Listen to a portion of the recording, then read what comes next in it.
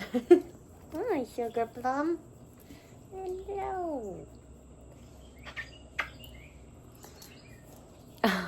Okay, hi. I'm currently at my grandparents' house, and because I'm taking care of my dog. She lives with them, but um, this is just my favorite place to be. Like, I grew up here, and it just makes me so happy to be here, and especially for the quiet. And as you can tell, my grandma loves to garden. Or her little plants. So I'm just here taking care of the plants and the fish and the pup and everything new. Hello, this is Chloe. Yeah, can you say hi? You say hi? She's like, say hi to who? That was her hi. I'm working on a new painting. I'm so excited. I always get really nervous before I start a new painting because I just kind of feel, it just feels daunting. Like, I'm just like, I don't know how it's gonna look. I don't know what's gonna happen midway through the process because it happens every fucking time. I have this idea, I have a little sketch, I have a general concept of like what I want to make, and then through the process I'm like, that's not looking the way that I wanted it to. Let's change it to this. And that is the beauty of it, but it's also the perfectionist part of me that I'm trying to soften and feel but not let control me. Is like, it's supposed to be step 1, 2, 3, 4. Get it together. This isn't step 1, 2, 3, 4. This is step 1, 2, XYZ, 3, 5, 7, 5. I don't know. And I'm like, it's just not happy. That part of me that's like, I want a plan and I want everything to go to plan, is not happy when it comes to painting and making art. But my soul is like dancing around like, I'm having a great time. This is awesome. That didn't go to plan. Thank God, because I found a new way to make this work, and I really like how this looks, and I didn't expect that. And yeah, I got two parts of me that are just like, they don't agree. They love each other, but they don't agree. And we sip. And I'm going to go ahead and start prepping and getting ready for everything. And I'm just going to talk about my aha moment that I had yesterday because, sorry, I wanted to sip. I don't know, just feel like I want to share it with you. So my little aha moment was the difference between who I was then and who I am now is learning to relax into what I naturally desire. The difference is I allow change to flow through me. I don't suppress my heart's desires. I encourage them. I pursue them. I have learned how to give myself permission to go after what I want and to not make excuses to not do what I want just because it's out of my comfort zone or I don't know how to do it yet. Because the only thing they can do is bring me pleasure and light in my life. I don't want to harm myself at my core. I want to thrive. I've just been scared to. I was scared to because I didn't know how my life was going to change. It meant not having control or similar outcomes that I'm used to experiencing. It meant better ones. It meant letting go of familiar things and people and habits and ways of existing and ways of just experiencing all together. Everything changes when you allow yourself to change, and that is fucking scary, dude. But it brings you everything you desire, not in the way you expect it to look, maybe causing disappointment and confusion along the way because it doesn't look the way your brain crafted so that it could find safety to keep going. And this is where I feel like a lot of people get stuck because you start to go after it. You have this desire and it gets you really excited and you're like, I'm ready, let's do it, I'm full in, I see the vision, I feel the vibration, I want it and I want it. So you start taking these steps and then things start not going to plan, or they're not linear, and you're like, there's detours and there's sometimes what I want to call like a roundabout. And a roundabout on your path is when you circle back to something that you didn't think that you would experience again. Or you feel like you've already been there. You feel like you've already learned this lesson. You feel like, or maybe it's even like something physical, like a person or a place or, whatever. And they come back in and you're like, I'm not growing. I'm not moving forward like I thought I was going to. So you run into roundabouts, you run into detours, you run into little side quests, and you're like, what the fuck? This isn't looking the way that I thought it should. But I became aware that like your brain crafts these illusions of linear, like, oh, it's gonna look like this, so that you feel safe enough to keep going, to keep taking steps. And again, where people get stuck is when that doesn't actually happen because, well, we don't know what's going to happen. That's when your brain starts freaking out and is like, we need to go back. We need to go back. This isn't safe. We need to go back to the jump, to the start, because it may be miserable, but at least it's familiar and we know how to handle it. We don't know how to handle this and we don't know what's coming next. And a lot of people give in to that, and valid. I know for me personally, I feel like I've just been on this journey of going back to, or what maybe feels like going back to the starting point and then starting again, trying again and again and again. Almost like trying to get to, like if you're sailing and you're like starting at like island, like on one island, and you're like, I really want to get out there and see what other islands are out there. And you kind of like go out into the ocean, things start getting scary, so you go back to the island, and then the next time you go a little bit further, and the next time a little bit further, and you explore a little bit more. That's what I feel like my journey has felt like, but low-key I might have just been going through roundabouts the entire time. And maybe not, I don't know, That's just what it felt like. But anyways, so that's why you can't give up when things look disappointing or not safe or not the way that you expected. Because you truly don't know the path. Your mind just tries to convey a next that will bring you comfort in the moment when you push your way forward, and it realizes that you're not and it realizes that you're in control.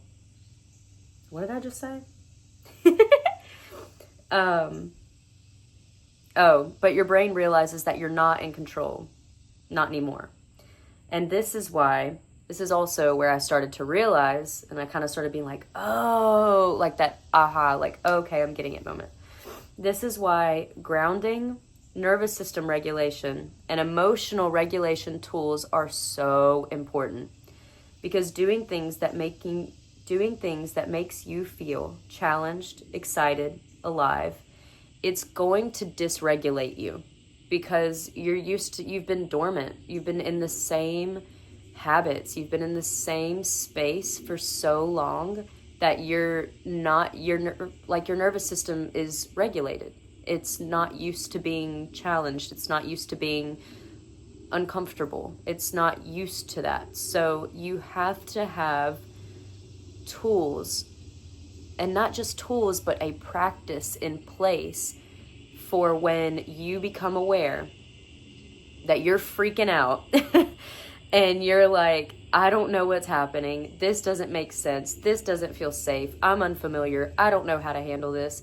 You have the tools, you have the practice in place to regulate yourself so that you don't go back, so that you can face the challenge with a clear head. You can calm yourself down and not destroy everything you've built and go back to square one. You can continue to date the person that feels extremely safe and not, rip it to shreds or sabotage it or whatever it is, the thing that you're doing. Grounding, nervous system regulation, and emotional regulation are so vital to getting what you want. But doing the things that make you feel challenged, excited, alive, These desires are so important because they spark little fires in us, and it feels like warming up after being dormant for so long. And they get the ball rolling, and then all of a sudden you start getting curious about other parts of your life too. I don't know if you've ever noticed, but I noticed that, like, when I see someone that truly commits to, I'm just going to use the example of like a weight loss journey.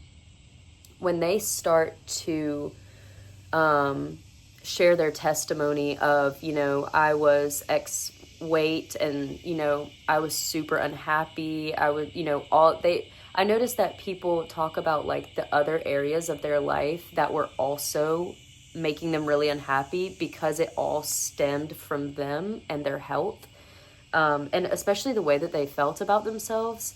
And then that one factor, that one commitment of bettering themselves, their lifestyle, the way, their habits, the way that they eat, the way that they move, the way that they exercise, like it opens all of these doors to change in all of these other areas of their lives. They're able to, like, whether, you know, this is just, again, example, like whether they're able to play with their kids more, so their family is more connected, whether they're able, like physically able to do a new job, a more exciting, a more fulfilling job, because now they have the physical capabilities to do it, so they get a different job, and maybe that's a higher paying job or something. And then, you know, their lives start to open up in all of these other ways. And it's the same thing, and it doesn't have to be weight loss. It can be anything, whether you're like, I want to learn a new skill, or I want to really pursue making content or creating, or I really want to, you know, whatever it is. And I just think that's beautiful. And that was kind of like the aha moment that I had of, oh, so this is the difference between who I was then and who I am now. Just this learning to relax into what I naturally desire, allowing change to happen by being present with myself, being present as much as possible, not dissociating unconsciously, aka grabbing my phone to scroll on Instagram, which I do quite often actually. I've been trying to work on not doing that as much, but specifically when I feel uncomfortable or when I have some free time where I could be working on something that is like a passion project, dissociating instead, or choosing to just do these old habits, like listening to the part of me that yearns for change, that yearns for something new, that yearns to grow. And instead of just numbing that out by doing things I've always done, or always spending time with other people, that was a biggie. Like, I used to just always be around other people and never spend time alone, just myself, no cell phone, no social media. Like, that change alone just created so much space. And not even so much space, like, give me an hour. That is enough space and time. It could even be 10 minutes, but that space and time, learning to create those little pockets of space, they're like a foot in the door of change, and just like opening up space for me that just flowed into all of these different areas of my life. And it's been a beautiful thing, genuinely. I know I'm just yapping, but hey, I'm a yapper and I like to yap. I like to hear myself talk. What about that? But I really just wanted to, when I was having coffee this morning, I was like just letting Chloe play, I wanted to sit and just feel grateful. I wanted to sit and reflect. I wanted to sit and think about just where I used to be and who I used to be and who I am now. And I just found it really beautiful that I've loosened, I've softened.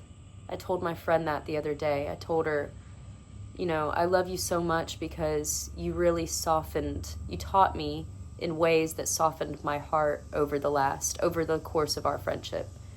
And I think it's just really beautiful that I'm learning to be someone to myself, like the relationship with myself. I'm learning to soften my heart on my own. I'm learning that it's safe to soften my heart to my desires.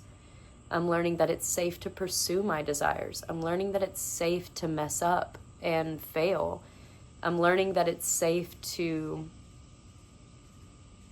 honestly, this is a new one, like a brand new one that I actually just thought about this morning.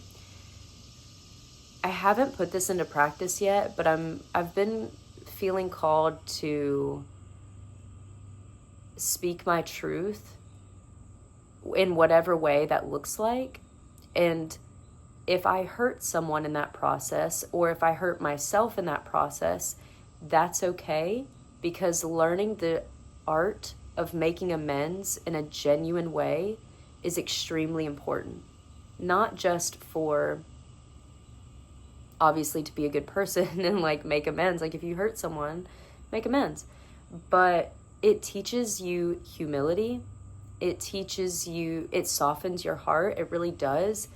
It teaches you, it helps you grow. It teaches you to communicate. I mean, it teaches you to be more, I feel like it broadens your perspective on other people's perceptions, and maybe it just gives you new insights, new perspectives. And also, the pain of hurting someone or hurting yourself in itself is a teacher. It teaches you things, and you get to grow. You get to have a more well-rounded truth. Like, hurting someone else, on accident, or hurting yourself, failing, messing up, whatever, like, because you're speaking your truth loudly and unabashedly, your truth, the core of who you are, is going to be now more informed. It's going to be more informed. It's going to be more realistic. It's going to be more well-rounded, sorry. I mean, maybe well-grounded too, yeah. And ultimately, it's safe to speak your truth, because either way, whether you hurt someone or hurt yourself or whatever, whether you feel ashamed at some point or yada yada, you're going to learn. You're going to grow. If you're allowing yourself to, like, just being fully open to the process of being unashamed of who you are, not hiding yourself or watering yourself down because you're scared that you're going to, be outcast, or one of your perspectives is a bit selfish, or, XYZ, like you're scared of getting canceled in some way, shape, or form. I think people are so scared of being canceled because we see reactions from people that are like defensive, and which sometimes it does, defensiveness and, self-preservation, it does come into play and it's needed. But sometimes we make mistakes and we mess up and people say, hey, that wasn't okay.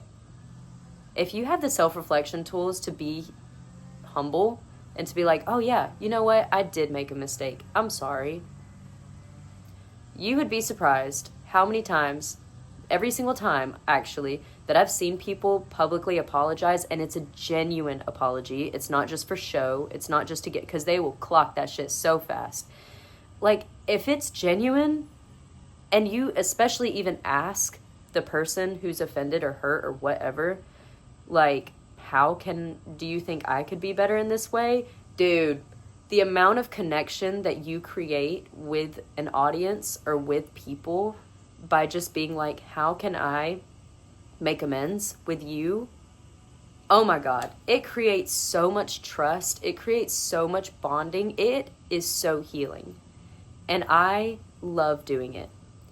And there are some times, where there are going to be stickier situations, but ultimately, like, there should be no reason to be afraid of speaking your truth and having people kind of reflect back to you, this is what you say, whether it's good or bad, because either way you're gonna freaking learn. And I'm just like, I realized that this morning. 2 aha moments. And I was like, man, so I don't have to be scared of being myself at all? Okay. Okay. I'll take it. I will take that. Because that's actually pretty sick. That's pretty beautiful. That actually makes my nervous system feel super safe. Boom. Let's wrap it all up on that one. That makes my nervous system feel super safe to take steps, to take big steps, to take leaps, if you will, to take risks on saying the things I want to say, making the things I want to make, doing what I want to do.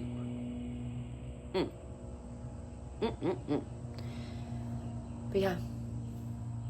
I don't expect myself to finish this painting in this video. I'm not gonna force that. I'm just starting on it.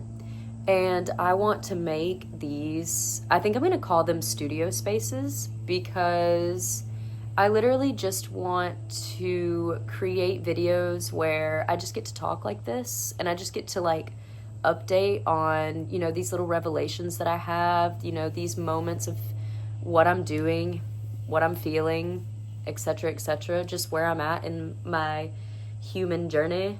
And you just get to watch me paint at the same time. Maybe we paint together. Maybe you play this while you're painting or making something or journaling or whatever the hell you want to do. But I think this is a beautiful way for me to kind of get a combination of, I get to yap, and if you want to listen, you can listen. I get to yap, and I also get to create. And I'm excited to watch this painting unfold over time, and I don't know what exactly it's going to look like just yet, but that's okay. That's all right. I'm learning to lean into the unknown. I'm learning to soften where I don't have control, or maybe I don't have a projection of the future. I don't know. I don't have certainty. I don't know for sure what it's going to look like, and that's okay. It's going to be beautiful regardless, and it's going to look the way that it's meant to look. There is no expectations. There is no rigidness, and I think that's what I love about art. It doesn't have to be rigid. It can be whatever it wants to be. It can be whatever you want it to be. And that's the beauty of it. So, yeah. I hope you guys have an incredible rest of your day. Whenever you're listening to this, I hope you have a wonderful night, a wonderful morning, a wonderful lunch break, whatever. Yeah. And, I'll see you next time.